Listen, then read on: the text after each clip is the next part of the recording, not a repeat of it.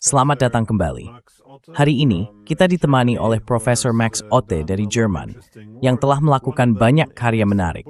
Salah satunya adalah buku berjudul The Rising Middle Power, German Foreign Policy in Transformation, yang membahas kebijakan luar negeri Jerman setelah Perang Dingin. Saya akan memastikan untuk menyertakan tautannya di deskripsi. Terima kasih banyak telah hadir dalam program ini.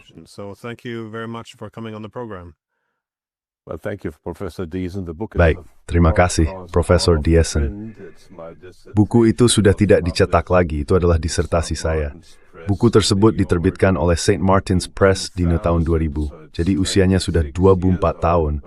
Tetapi buku itu menguraikan perkembangan umum dalam doktrin kebijakan luar negeri Jerman, dan saya pikir masih cukup relevan hingga saat ini.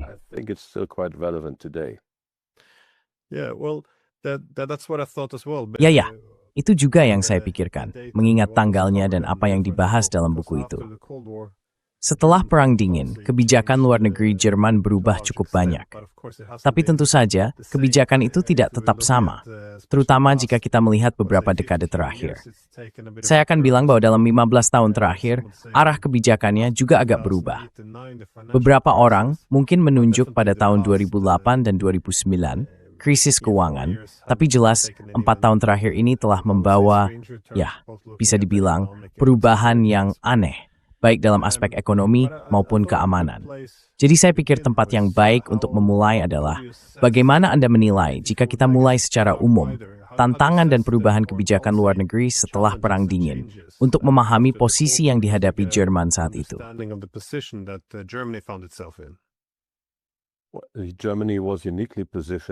Setelah Perang Dingin, Jerman berada dalam posisi yang unik, katakanlah antara Timur dan Barat. Dan Gerhard Schröder, selama masa jabatannya sebagai kanselir pada akhir 1990-an dan awal 2000-an, banyak melihat hal itu, memiliki hubungan dengan Vladimir Putin, dan saat itulah proyek Nord Stream dimulai. Jadi, Jerman sebenarnya berada dalam posisi ideal untuk mewujudkan dunia multipolar yang damai jika negara itu mengambil peran tersebut, yang tentu saja tidak terjadi. Itulah yang saya bahas dalam disertasi saya, doktrin kebijakan luar negeri Jerman.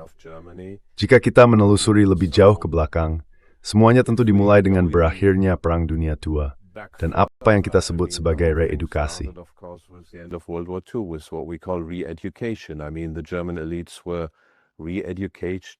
Maksud saya para elit Jerman telah dididik ulang, bisa dibilang dibaratkan. Kami masih memiliki banyak mantan Nazi di pemerintahan atau birokrasi, jadi mereka masih ada, tetapi pilar kebijakan luar negeri Jerman sudah jelas. Anda tidak bisa, dan memang tidak, berbicara sama sekali tentang kepentingan nasional di Republik Federal yang lama. Kepentingan nasional selalu tak terpisahkan dari NATO dan integrasi Eropa. Itu yang dia yang berjuang di luar plus. Itu membuat beberapa Brenger dinasti Wehrmacht perang support. Untuk itu bersama si lain tempur, itu forma interasi performance layer perang. That's what this generation, the first generation after the war thought. I mean, we build Europe, and we have NATO. Maksud saya, kita membangun Eropa dan kita memiliki NATO sebagai aliansi pertahanan. Itu adalah pilar, hampir menjadi bagian konstitutif dari doktrin kebijakan luar negeri Jerman. Mereka adalah doktrin kebijakan luar negeri Jerman.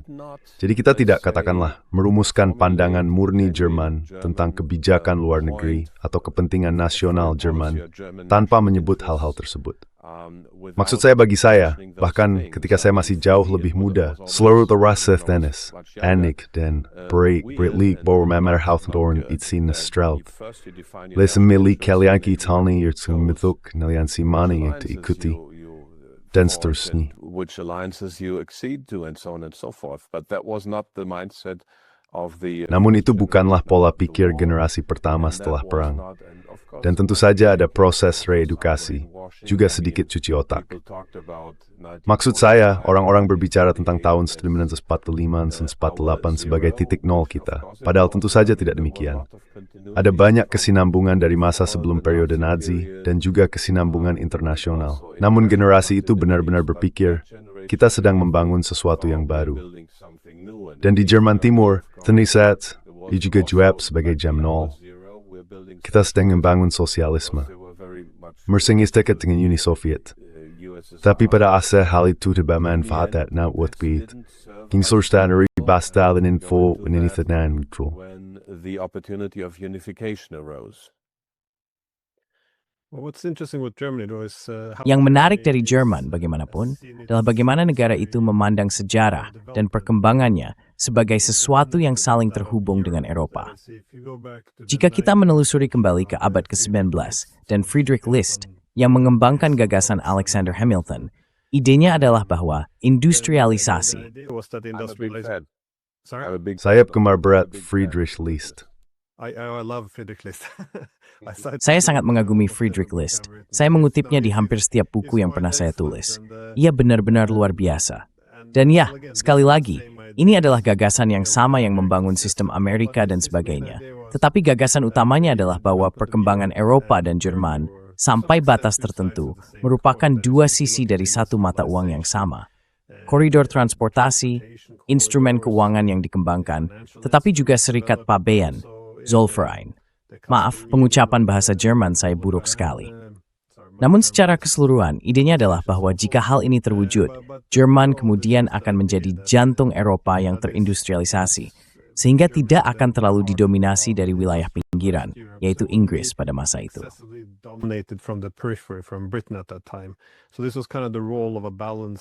Jadi ini semacam peran dari struktur yang seimbang, atau bisa juga disebut multipolar pada masa itu, tanpa menafsirkan terlalu jauh. Namun saya teringat bahwa selama Perang Dingin, Kanselir Helmut Schmidt pernah berkomentar pada tahun 1978 bahwa kebijakan luar negeri Jerman bertumpu pada dua pilar, Komunitas Eropa dan Aliansi Atlantik Utara, yang sekarang dikenal sebagai NATO. Ia mengatakan bahwa hal ini diperlukannya untuk menjaga stabilitas Eropa dan stegring im bandtaliken afvaning sebagai tujuan blujab and yifatu.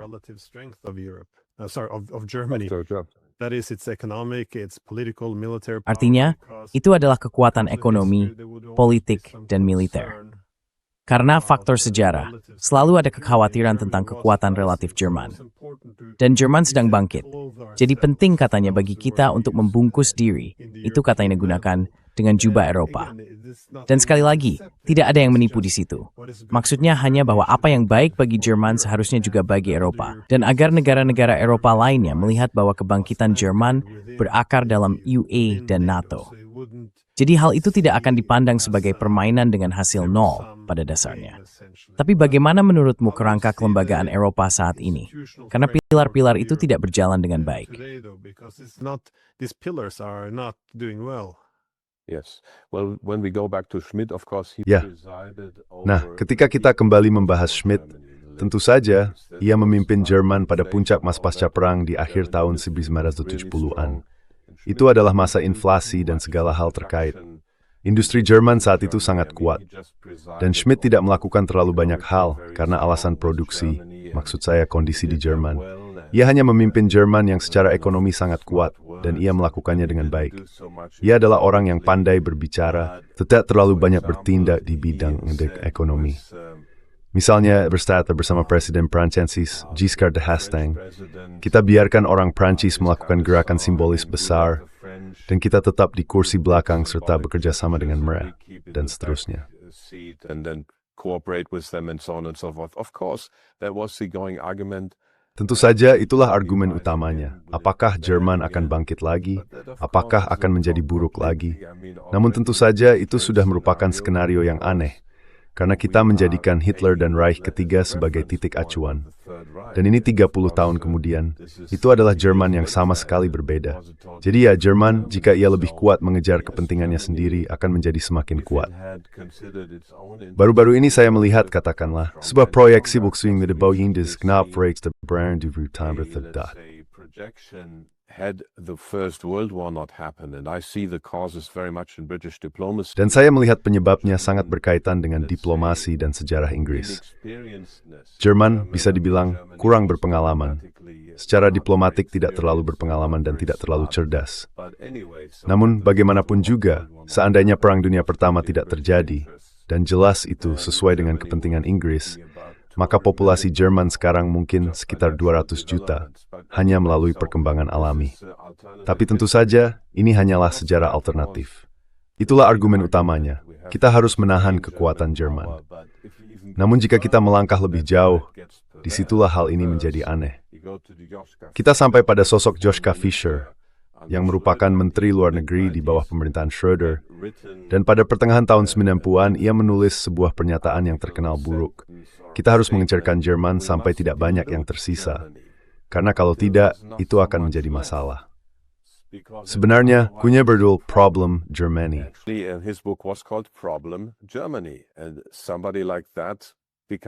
Dan seseorang seperti itu menjadi Menteri Luar Negeri. Fischer bertindak di Jerman, dan Schröder, bosnya, bisa dibilang bertindak demi kepentingan Jerman. Jadi saya cukup yakin hubungan antara Fischer dan Schröder tidak terlalu baik. Tapi kembali ke argumen yang Anda sebutkan, untuk menahan Jerman, untuk katakanlah mengikatnya, maksud saya, kita bisa kembali ke perkataan Lord Ismay tentang tujuan NATO. Untuk menjaga agar orang Amerika tetap di dalam, orang Rusia tetap di luar, dan orang Jerman tetap di bawah. Itu dikatakan dengan sangat lugas. Namun selama sebuah negara, jika sebuah negara dalam jangka waktu yang lama, tidak menggunakan potensinya, tidak menggunakannya dengan bijak, maka pertama-tama negara itu akan menjadi terpecah, seperti yang terjadi pada kita, dan kemudian akan menghapus dirinya sendiri, seperti yang sedang kita lakukan. Jadi itulah hasil dari katakanlah kebijakan luar negeri yang keliru ini.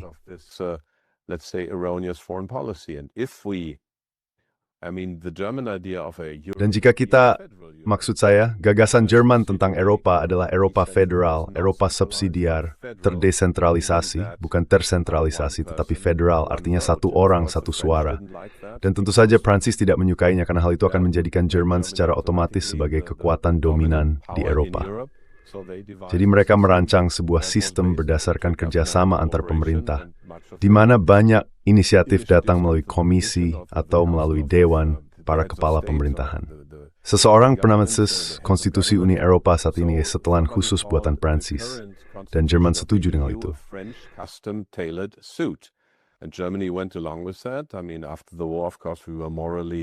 Maksud saya, setelah perang, tentu saja kami secara moral, katakanlah disalahkan, dan memang seharusnya begitu.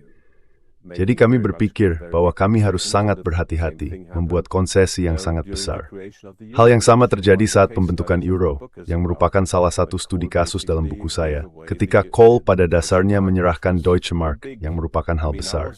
Maksud saya termasuk salah satu skeptis Euro sejak awal. Kuliah pengantar saya di Boston University pada April 1998 berjudul Mengapa Euro akan Gagal. Saya mengemukakan argumen ekonomi untuk hal-hal tertentu, dan tentu saja orang Amerika menyukainya, jadi saya mendapatkan pekerjaan itu. Tapi itu juga menurut pendapat saya yang tulus. Jadi ya, Kohl pada dasarnya menyerahkan Euro.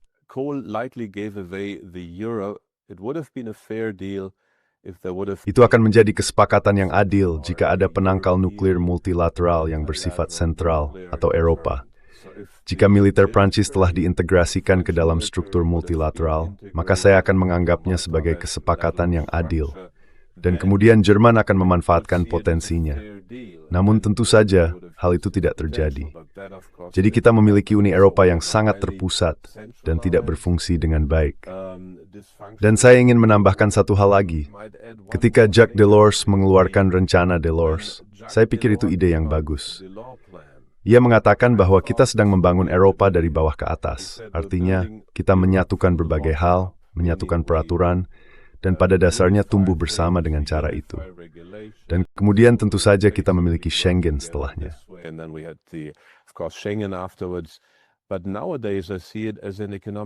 Tapi sekarang, saya melihat sebagai senjata ekonomi, karena jika Anda memiliki peraturan yang ketat, Anda bisa yakin bahwa peraturan itu dipatuhi 110% di Jerman, dan mungkin tidak 100% di negara lain. Jadi, jaringan regulasi yang ketat semacam itu sebenarnya menjadi beban ekonomi bagi Jerman dan keuntungan bagi negara lain. Saya bisa membahas banyak bidang ekonomi yang berbeda dan menunjukkan bagaimana Jerman berada pada posisi yang relatif tidak menguntungkan di Uni Eropa ini. Karena selalu dikatakan bahwa kita membutuhkan Uni Eropa demi industri Jerman yang setelah tahun ini mungkin tidak akan banyak tersisa, tetapi kita membutuhkan Uni Eropa demi pertumbuhan Jerman dan sebagainya. Ini adalah sebagian mitos. Saya bisa membahasnya lebih dalam. Thore Step in ZF-ring is wie bad for good.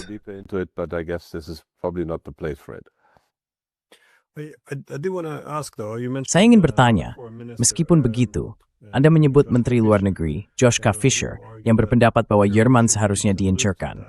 Saya rasa ini semacam penebusan dosa, atau menyakiti diri sendiri sebagai bentuk rasa bersalah kolektif. Apakah itu kira-kira arah yang dimaksud, atau...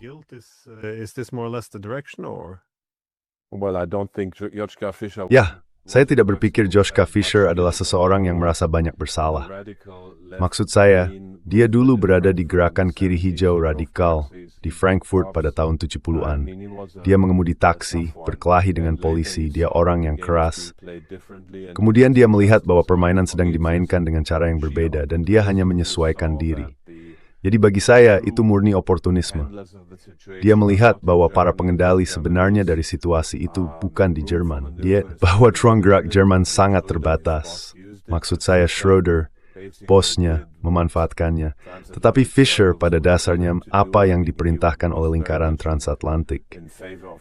Dia sangat mendukung pengeboman Serbia dan kemudian Kosovo. Dan setar-setar kerjasama aktifnya untuk dana lindung nilai milik Madeleine Albright. Jadi maksud saya, the sing-sing-bing to Graby have is yaring the seed the posir kan diturunkan untuk nekan Port Jane Birthday, the kill di Dominus Deming As. US-dominated environment. Well, this is interesting because he Nah, ini menarik karena setelah pengeboman Serbia atau Yugoslavia seperti sebutannya saat itu, dia mengatakan kepada media dalam sebuah wawancara bahwa dia dibesarkan dengan dua prinsip, katanya. Jangan pernah ada perang lagi untuk Jerman, dan jangan pernah ada Auschwitz lagi. Dan dia berkata, di Kosovo, kami terpaksa memilih. Jadi dia mengatakan bahwa mereka meninggalkan gagasan untuk tidak berperang lagi. Menurut saya, ini argumen yang cacat. Tidak ada Auschwitz di Kosovo sejak awal. Tapi saya malu If menganggap pernyataan itu menarik. Sampai batas tertentu, hal itu juga mencerminkan kekuasaan. Setelah Perang Dunia II, Jerman sebenarnya tidak memiliki banyak kemungkinan untuk menggunakan kekuatan militer.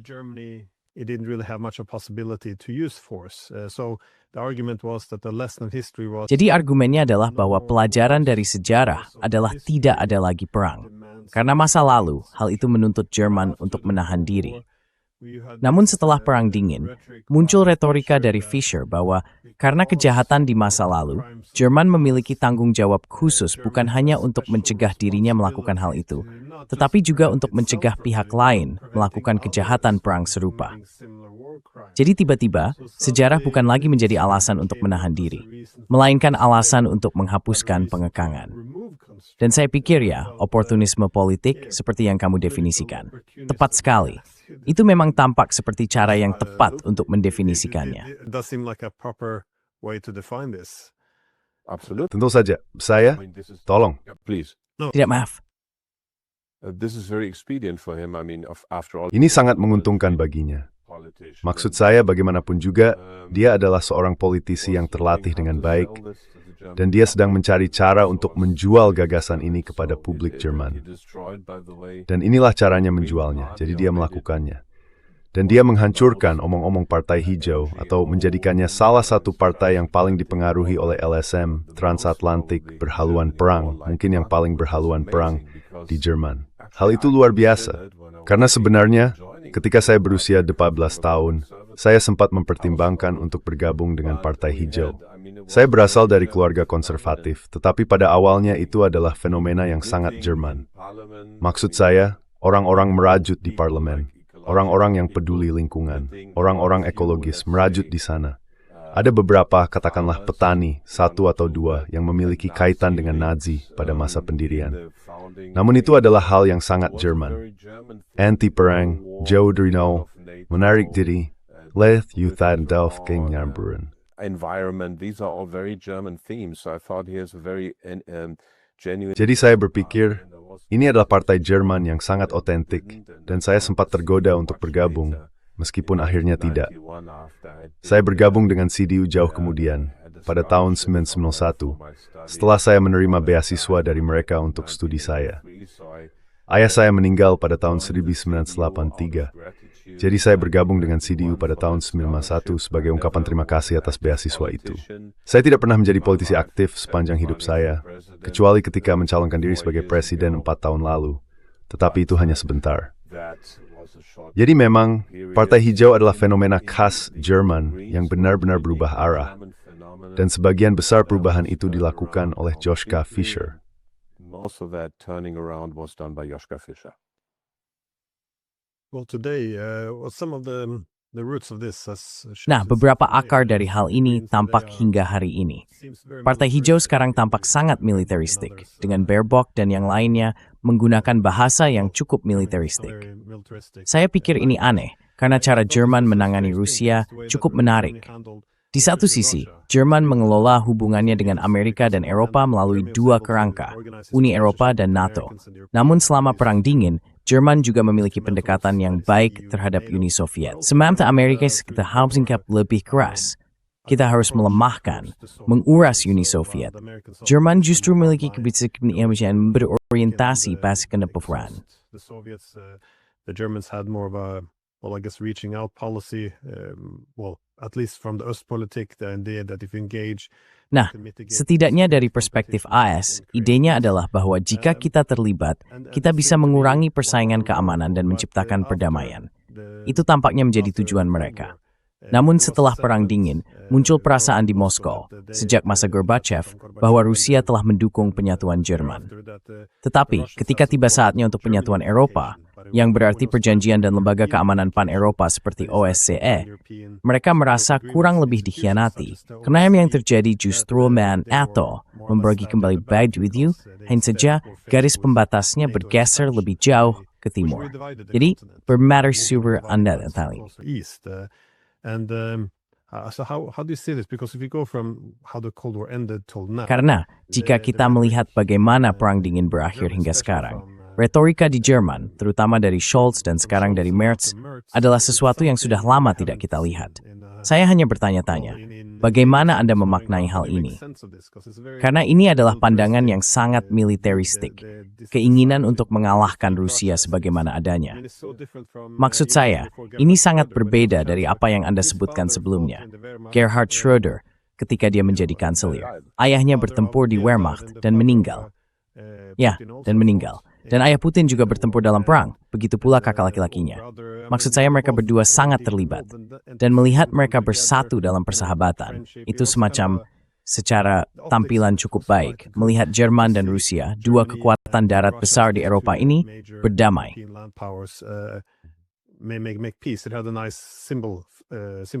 Itu memiliki efek simbolis yang bagus. Namun, saat ini, Schröder sangat dicela di Jerman karena hubungannya dengan Rusia. Dan entah bagaimana, militerisme agresif Merz hampir dianggap sebagai tanda kebajikan, bahwa ia mendukung Ukraina dan semua hal itu. Saya ingin tahu, bagaimana Anda melihat pergeseran besar ini, yang kini berbalik melawan Rusia, melihat Rusia dan Jerman kembali berselisih satu sama lain. Maaf atas pertanyaan yang panjang, tetapi jika Anda berada di Moskow sekarang, bukan Amerika yang mereka pandang dengan kemarahan terbesar. Semakin lama, Jerman dan Inggris Raya, yang seolah-olah berbagi penghargaan sebagai dianggap sebagai lawan utama, jika bukan musuh utama, Federasi Rusia.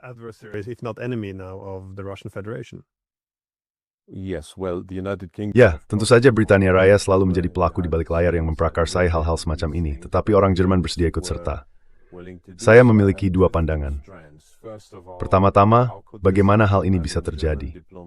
Maksud saya, diplomasi Jerman selalu, atau sebagian besar, sangat lemah. Setidaknya di tingkat korps diplomatik pada masa kekaisaran.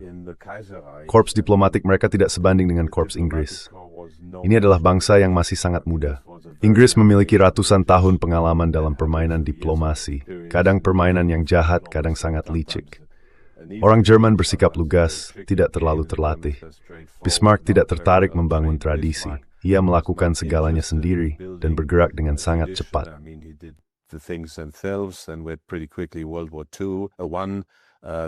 Perang Dunia Alad menghancurkan Republik Weimar yang tentu saja merupakan masa penuh gejolak. Lalu, selama Perang Dunia II, tidak banyak diplomasi yang terjadi juga. Jadi pada dasarnya, korps diplomatik saat itu sangat lemah dalam hal sarana dan instrumen, tidak sebanding, bahkan jauh di bawah Inggris. Dan kemudian tentu saja setelah perang, hal ini tidak pernah benar-benar dibangun kembali karena selalu ada gagasan tentang NATO dan integrasi Eropa. Itulah yang menjadi fokus para diplomat. Jadi katakanlah pada awal tahun 1990-an, ketika langkah-langkah pertama ekspansi terjadi, tidak ada yang memperhatikannya. Saya memperhatikannya. Saya pikir pada tahun 1995 atau 1996, ini akan menimbulkan masalah. Itu lebih dari 30 tahun yang lalu. Saat itu saya sedang menulis disertasi saya. Saya berkata ini gila, ini menuju ke arah yang salah. Tapi orang Jerman sedang sibuk. There's these hours in war Deutschland is in Memmen. I mean, the 90s were a party decade in Germany. We were celebrating reunification. We had good. Kami sedang merayakan reunifikasi. Ekonomi kami sedang baik. Tapi banyak hal yang hilang pada tahun 90-an. Maksud saya hal ini sama sekali tidak menjadi perhatian saat itu. Selain itu, persaingan. Maksud saya orang Amerika beralih dari mitra ekonomi menjadi pesaing pada awal tahun 90-an. Begitu saja. Lalu Willy Wimmer, mantan wakil menteri pertahanan dari CDU yang sudah lama menjabat, mengatakan hal ini kepada saya. Pada tahun 91 atau 92, seluruh, katakanlah, keterbukaan itu berubah. Ada jauh lebih banyak persaingan ekonomi dari AS, dan hal yang sama terjadi pada sistem hukum. Maksud saya, kita sebenarnya bisa menyebarkan sistem hukum kontinental Jerman ke Eropa Timur, tetapi yang terjadi justru sistemnya menjadi lebih mirip dengan sistem Anglo-Saxon. Dan keduanya adalah dua filosofi hukum yang sangat-sangat berbeda. Sekarang Jerman dan Prancis semakin dipaksa untuk bermain. Ya, tim Sparward Embrace bagaimana tingkatuan football. Perusahaan berhami juga dalam hal kilosiering, yun sebagainya. Our companies too, accounting and so on and so forth. So that's trend. I mean, we just missed. Jadi itulah satu jalurnya. Maksud saya, kita memang melewatkannya di tahun 90-an karena kita tidak melihatnya. Tapi hal lainnya adalah, mengapa kita menjadi begitu suka berperang? Karena setelah perang, kita dididik ulang untuk percaya bahwa integrasi dengan Barat adalah hal yang paling penting, yang menurut saya tidak benar. Saya pikir Jerman seharusnya memiliki fungsi sebagai jembatan. Negara itu seharusnya menentukan posisinya sendiri di dunia, dan kemudian menjalin kerjasama serta aliansi yang damai, bagaimanapun bentuknya. Maksud saya ini tentu saja pemikiran yang sangat hipotetis. Tetapi dalam benak banyak orang, integrasi AS ke dalam Barat pada dasarnya sudah tertanam kuat. Jadi bahkan setelah Nord Stream diledakkan, sebagian besar kaum konservatif tidak akan melihat masalah atau isu yang sebenarnya. Dan tentu saja, jika kita besar jumlah progresi forward, dengan bagi kepastian, is it for Beva Towerverse, itu cenderung tercari sekali wiran, red the hammer, sting. And simple enemies. And so, because the state media apparatus is totally. Jadi karena aparatus media negara sepenuhnya dikendalikan oleh media. Ya, jangan kita sebut pemerintah, tapi konsensus arus utama yang tentu saja merupakan konsensus pemerintah. Pandangan-pandangan ini sedang didorong. Media sosial sedang disensor. Dan hal ini sudah terjadi sejak tahun 2017, ketika undang-undang besar pertama dalam hal itu diberlakukan.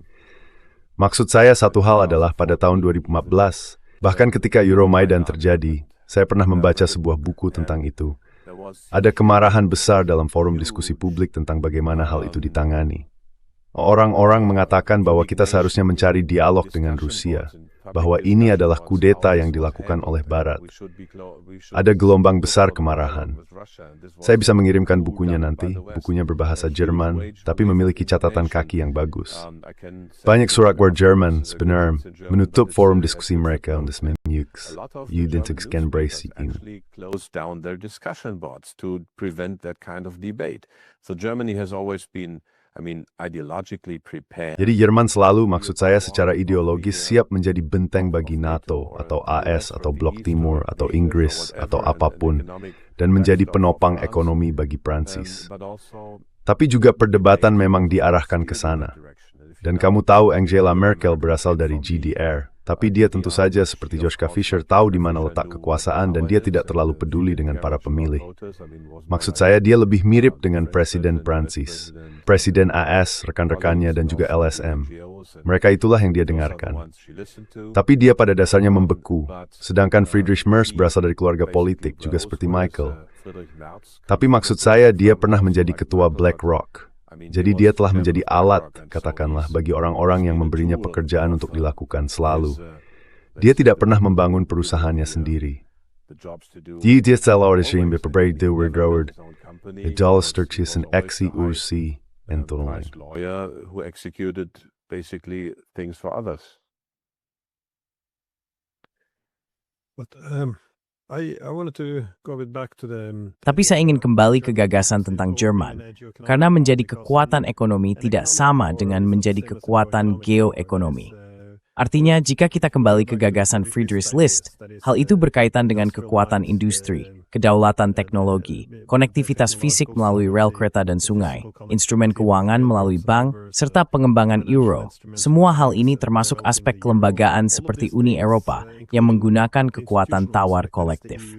Semua ini merupakan bagian dari kekuatan ekonomi. Namun Jerman, seperti halnya Jepang, tidak pernah benar-benar berhasil mengubah hal itu menjadi pengaruh politik yang besar. Alasan utamanya, saya kira, faktor yang sama adalah pengaruh kuat Fatih yang masih berlanjut di Jerman. The heavy US influence which continues in Germany, but the reason I bring it up because you mentioned. Tapi alasan saya mengangkat hal ini adalah karena Anda menyebutkan bahwa dinamika antara kompetisi dan kerjasama berubah setelah Perang Dingin berakhir. Dan saya kira, melalui lensa geoekonomi, argumen yang sering saya kemukakan adalah bahwa selama Perang Dingin, semua persaingan ekonomi ini sebagian besar terkendali.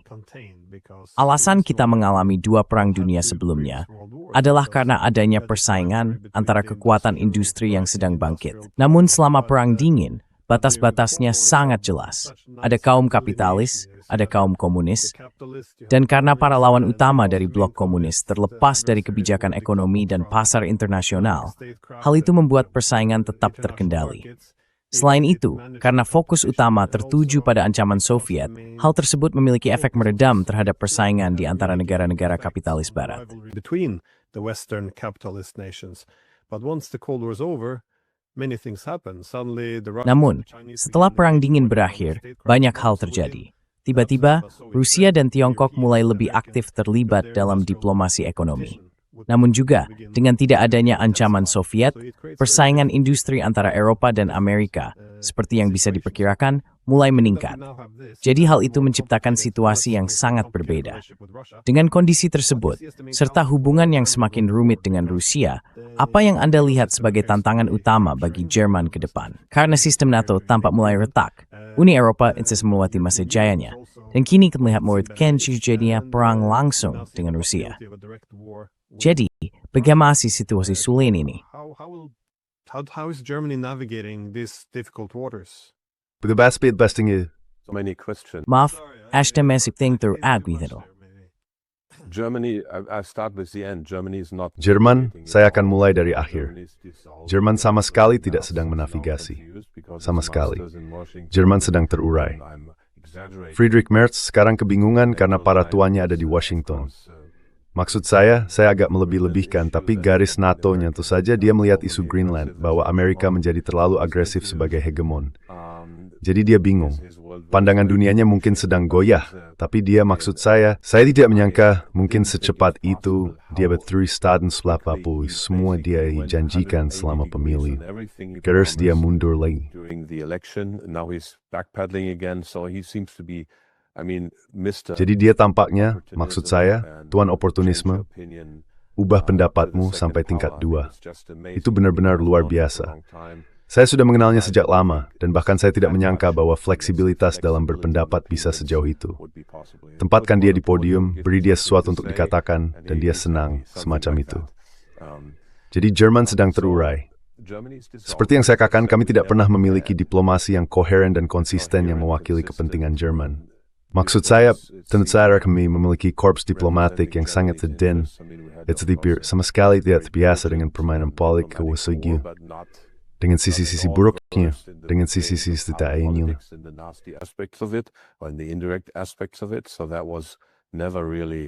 Jadi itu sebenarnya tidak pernah sama seperti di Britania. Dan saya sepenuhnya sependapat dengan Anda bahwa kami dibiarkan sendiri sampai tahun 1991, terutama secara ekonomi. Kami tidak pernah memiliki diplomasi ekonomi karena Jerman, seperti Norwegia, adalah ekonomi yang sangat, katakanlah, terhubung dan berorientasi pada konsensus. Anda memiliki asosiasi industri, jaringan di dalam industri, dan itu berfungsi dengan cukup baik. Sistem itu berjalan sejak masa Kekaisaran Jerman, melalui periode Nazi, dan berlanjut hingga Republik Federal Jerman. Tentu saja, Speer memberlakukan sedikit perencanaan terpusat setelah tahun 1942 atau 1943. Tapi jaringan-jaringan itu tetap berfungsi, sementara AS dan Britania selalu memiliki fokus diplomatik yang sangat kuat pada urusan ekonomi.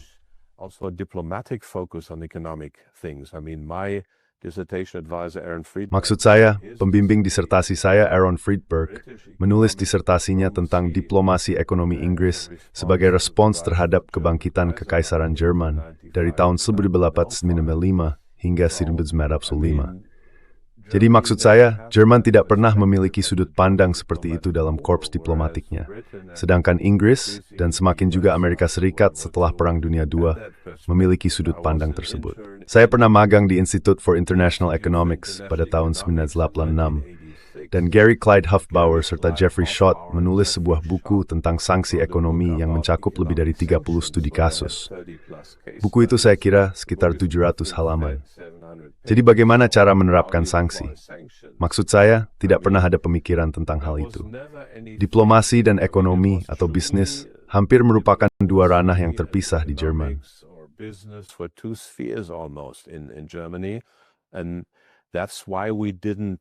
Dan itulah sebabnya kita tidak menyadari apa yang terjadi pada tahun 90-an.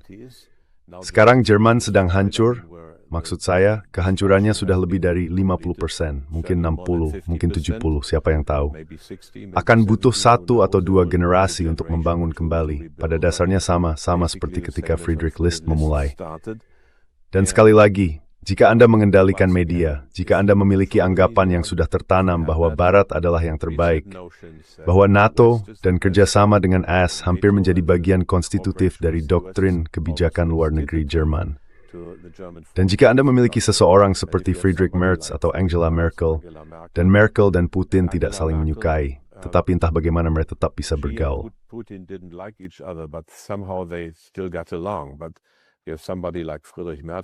Tapi ada seseorang seperti Friedrich Merz yang sepenuhnya terbenam dalam tradisi pemikiran Barat yang katakanlah anti-Rusia.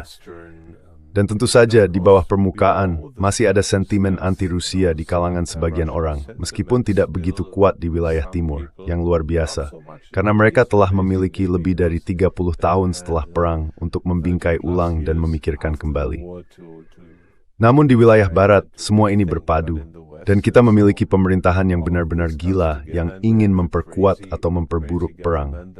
Meskipun Friedrich Merz sekarang telah mengatakan hal lain, dia mengatakan bahwa Rusia juga merupakan bagian dari Eropa.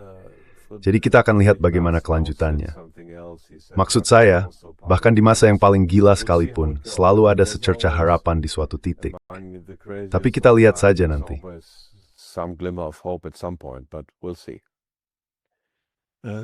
How do you see this being Bagaimana Anda melihat hal ini?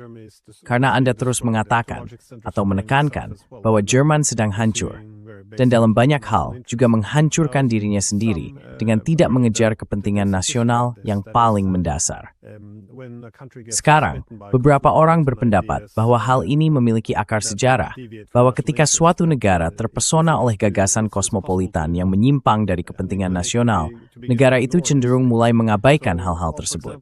Sebagai contoh, ketika Napoleon menyerbu pada awal abad ke-19, beberapa pangeran Jerman menyerahkan kedaulatan dan kepentingan nasional mereka tanpa banyak perlawanan.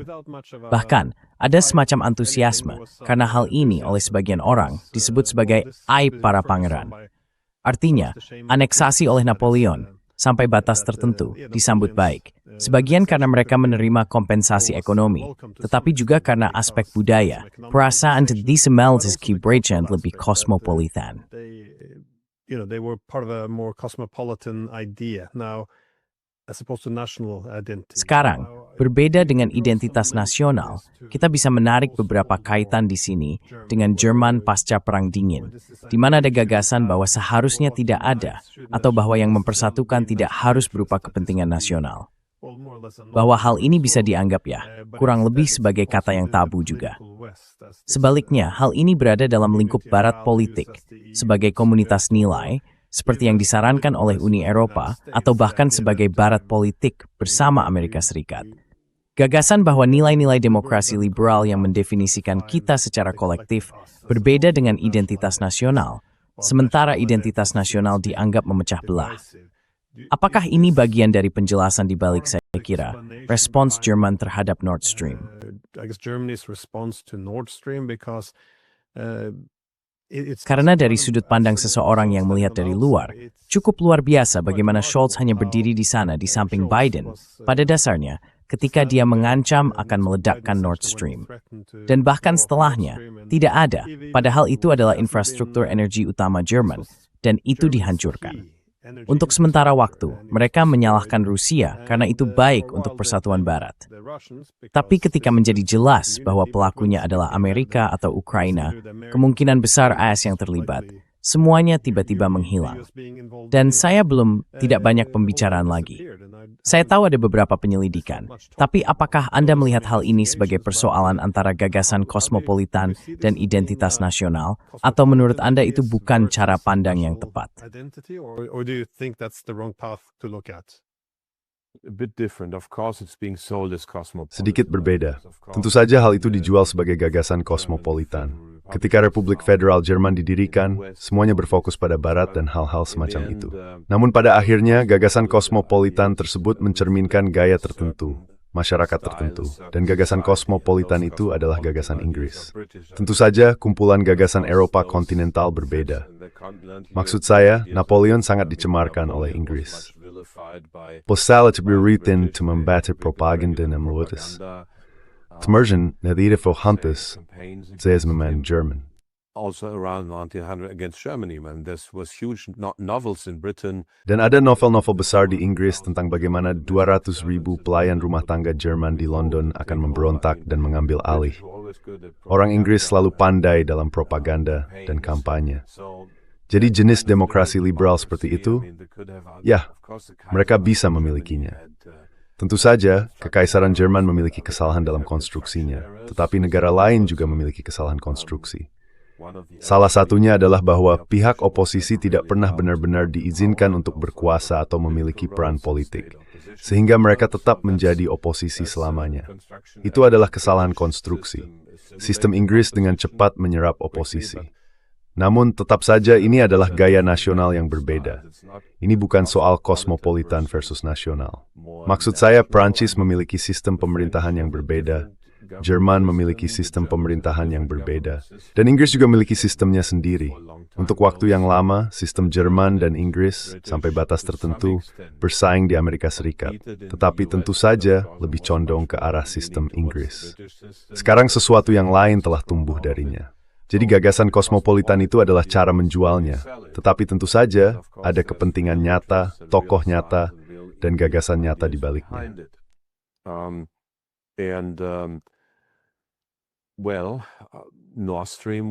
Nah, Nord Stream, kalau kamu menunjuk ke situ lagi, pengendalian media yang ketat, pengendalian para elit melalui lingkaran transatlantik, penyebaran gagasan-gagasan itu, semuanya tertanam kuat dalam benak orang-orang.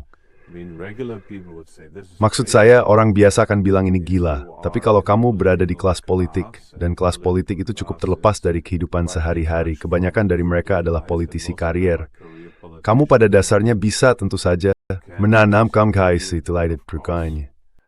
Plant that idea and then propagate it. But given that, Namun, dengan mempertimbangkan hal itu, apa yang menyatukan Jerman dengan gagasan Eropa yang lebih luas? Sekali lagi, identitas Eropa yang sedang mereka coba bangun sangat dijual sebagai kebijakan luar negeri yang bermoral. Dan karena Uni Eropa seharusnya menjadi kekuatan normatif, hal ini cukup penting dalam proyeksi kekuasaan.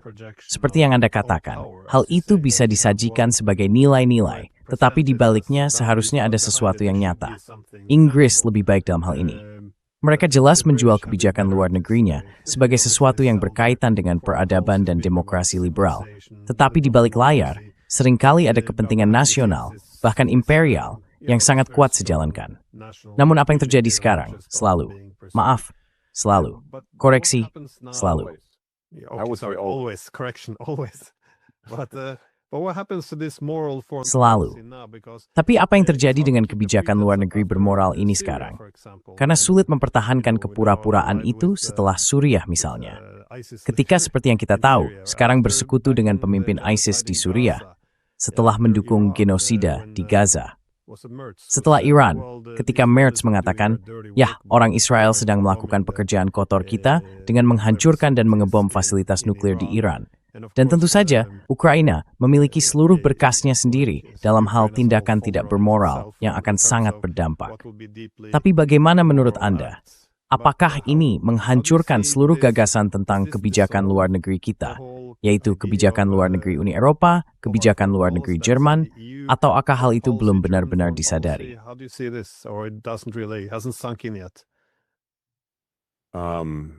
Saya sama sekali tidak tahu, tentu saja. Jika Anda datang, saya sangat skeptis, seperti Anda mungkin juga, terhadap apa yang disebut klaim tentang kebijakan luar negeri yang bermoral. Yang terbaik yang bisa dicapai adalah kebijakan yang terukur, seimbang, dan masuk akal. Tetapi jika kita menempatkannya katakanlah di bawah panji-panji moral yang tinggi, itu akan membawa kita kembali ke perang 30 tahun, ketika kita pada dasarnya meninggalkan hal-hal semacam itu. Tentu saja kita sudah melakukan ini setidaknya sejak Perang Dunia I. Jadi, dalam hal moral, pertanyaannya selalu, siapa yang menegakkannya? Dan untuk tujuan apa? Dan orang Jerman sangat pandai mengikuti moral yang bersifat abstrak. Dan tentu saja matriksnya, katakanlah sedang robek, dan ada gangguan di mana-mana, gangguan besar. Jadi kita tidak tahu.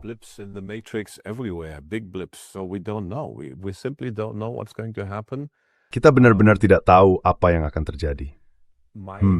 Skenario impian saya, yang saya jelaskan dalam buku saya, World System Crash, maksud saya buku dalam bahasa Jerman, sekitar 630 halaman, saya menulisnya 8 tahun lalu. Skenario ideal saya tentu saja adalah dunia multilateral dengan Eropa yang agak, dan entah bagaimana, bersatu. Tapi bahkan saat itu saya sudah mengatakan hal ini sangat tidak mungkin. Hasil yang paling mungkin adalah Perang Dingin baru, dengan blok Amerika dan Eropa yang sepenuhnya tunduk, serta blok Tiongkok.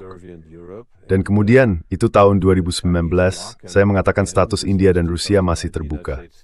Jadi dalam beberapa hal kita sedang bergerak ke arah itu. Kita memiliki kutub AS, kita memiliki kutub Tiongkok, kita memiliki beberapa kutub yang lebih kecil, dan saya sama sekali tidak tahu apakah kita akan melewati masa transisi ini tanpa bencana besar lainnya atau tidak.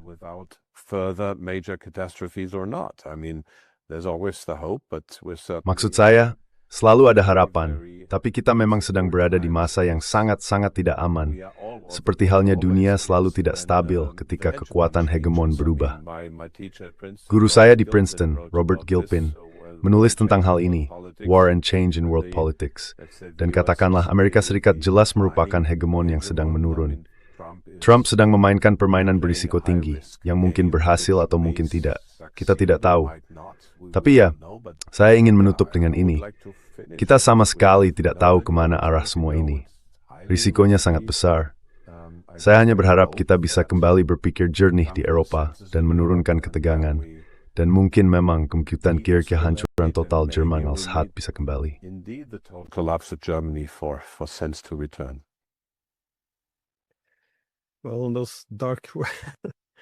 Ya, dalam pikiran-pikiran gelap dan aneh itu, ya tidak, memang ada sesuatu yang harus kurasa berubah atau menyesuaikan diri.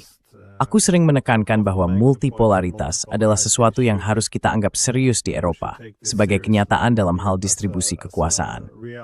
Aku pikir selama dunia bipolar, Amerika selalu berkepentingan untuk memastikan negara-negara garis depannya berhasil. Jadi, Jerman Barat harus lebih baik daripada Jerman Timur. Dalam era pasca Perang Dingin, menurutku, upayanya adalah menciptakan hegemon kolektif. Dan Jerman memiliki peran khusus sebagai salah satu simpul utama Aristotle untuk memproyeksikan globalisasi.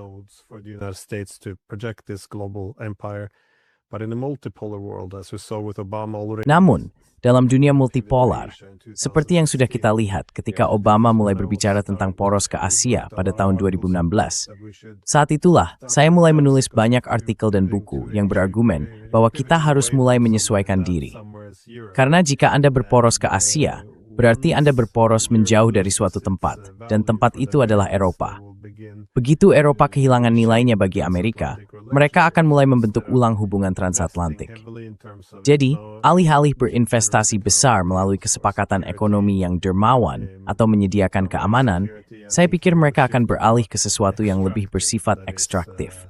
Seperti yang kini terlihat dengan Trump, industri harus pindah ke AS, lebih banyak energi harus dibeli dari Amerika, senjata harus dibeli dari Amerika.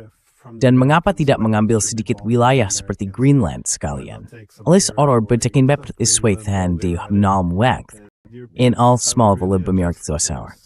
In terms of getting more Actually, I must add one. Sebenarnya saya harus menambahkan satu hal.